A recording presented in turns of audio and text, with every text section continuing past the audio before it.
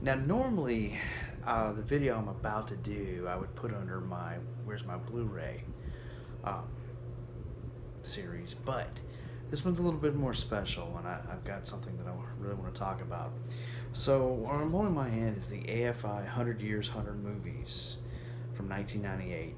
This aired as a CBS special, and what it was is the American Film Institute, after 30 years, decided they were going to pick what they considered to be the 100 greatest movies, American movies ever made. Choosing from over 400 films, they got together, created the list, and then unveiled them on a special on television, which did really well. It was about 2 hours and 45 minutes, had multiple celebrities, and they would talk about particular films, counting down the top 100 to number one. Now, for me, in 1998, this was a really cool thing. I loved the special, and it was well received. In video stores, places like Barnes and Noble actually dedicated a shelf area to the AFI 100. And multiple lists continue to happen year after year. For me, this is where my love of classic film came from. I'd go to my local Hollywood Video and rent some of these. North by Northwest, wouldn't have seen it without this list. 12 Angry Men, which was on the revised list, but I did see it and really enjoy it. Some other ones, Citizen Kane, Treasure of the Sierra Madre, Maltese Falcon. So my love of classic films comes from watching the special. Now, I'm very, very partial to this version of the list, the original 100. They did revise it 10 years later. Took off 26 films and kind of switched some stuff around. But what I'd like to do is, even since 1998, I've never finished watching every movie. I've only seen 56 of the films. So I'd like to propose a challenge to all my movie-loving friends. And I'm calling it the AFI Challenge. So starting in January, I'm going to watch all 100 films in one calendar year. So it's an average of about 8 movies a month, roughly. So to be able to see them all. But I really want to stick to this because I've only seen 56. Surely I would have finished this by now. And I've seen a lot of good films. But I mean, these are considered to be the best of the best that we have made.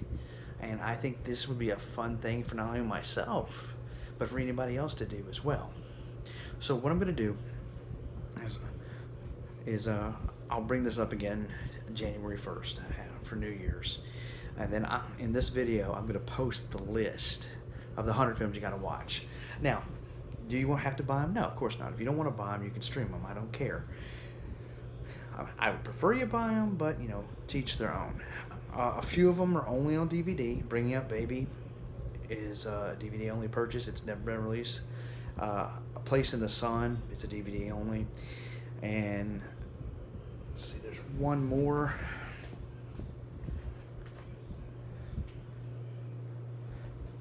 Best Years of Our Lives is it's on Blu-ray but out of print. I was able to find a cheap DVD today for $5. So those would be the only ones that I would think would be a challenge. But I mean, if you got them, more power to you. But regardless, I think this would be a fun time going through. You don't have to do them in any type of order you want. I mean, you don't have to go through 1 to 100 or however you want to do it. I'm not going to. I'm just going to watch them randomly and as I buy them, because my plan is to own them all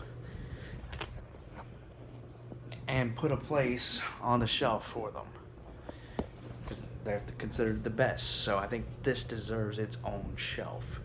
I may eventually add the other 26 if I can get them from the revised list, but like I said, for this purpose only, I'm just dealing with the original list, the top 100, the one that got me into classic film. And honestly, watching this and seeing some of these great movie moments, I mean, you saw celebrities kind of tearing up when they were talking about it. Even some of it kind of made me a little teary-eyed. I mean, there's a lot of good stuff here. I mean, Jaws, E.T., Maltese Falcon, Casablanca, movies you love, movies you've already seen, movies you go back to, Star Wars. Who doesn't love Star Wars? But this is a chance to see the best of the best. and see what people really in '98 what they considered the best and what I can still consider to be the best film list ever created.